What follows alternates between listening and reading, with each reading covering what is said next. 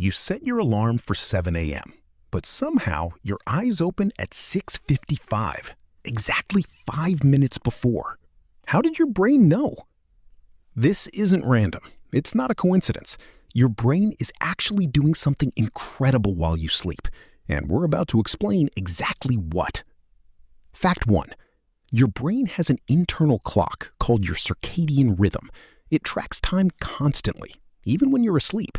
It knows roughly when you're supposed to wake up because you've trained it for years. Fact 2. Here's the wild part. 30 minutes before you usually wake up, your brain starts preparing your body.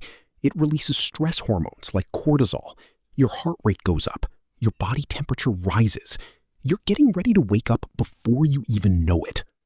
Fact 3. If you go to bed worried about waking up early, if you think I have to wake up at 6, your brain treats that like an alarm. It literally counts down. Scientists think this is because your brain is hyper alert when you're anxious about time. The surprising twist: some people can wake up at any exact time they choose, not because they're magical, but because they've trained their brain so many times that it learned the pattern. Your brain is literally predicting the future. The fix: if you hate waking up early, here's what works.